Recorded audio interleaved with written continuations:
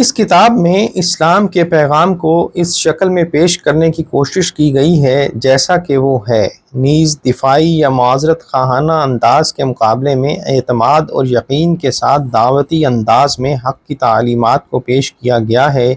اور پوری کوشش کی گئی ہے کہ درمیانہ روی اور توازن کا ہر جگہ خیال رکھا جائے۔ اس کتاب میں جس بات کی کوشش کی گئی ہے وہ یہ ہے کہ ہمارے دور کے حالات و مسائل کی روشنی میں اسلام کو پیش کرنے کی جو بہترین کوششیں ہوئی ہیں ان کا نچوڑ اور خلاصہ پیش کر دیا جائے، تاکہ نوجوانوں کے دل و دماغ اسلام کی سچائی اور اس کے پیغام کی صداقت پر اعتماد اور یقین کی دولت سے مالا مال ہو سکیں، اور ان کو وہ علم و آگہی حاصل ہو سکے جس کے ذریعے وہ اسلام کے بہتر نمونے بن سکیں۔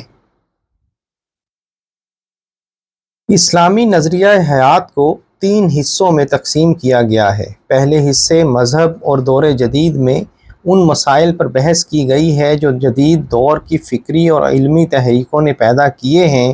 اور جن کا سطحی مطالعہ ہمارے کچھ نوجوانوں کے ذہن میں مذہب کے خلاف ایک رد عمل ریئیکشن پیدا کرتا ہے۔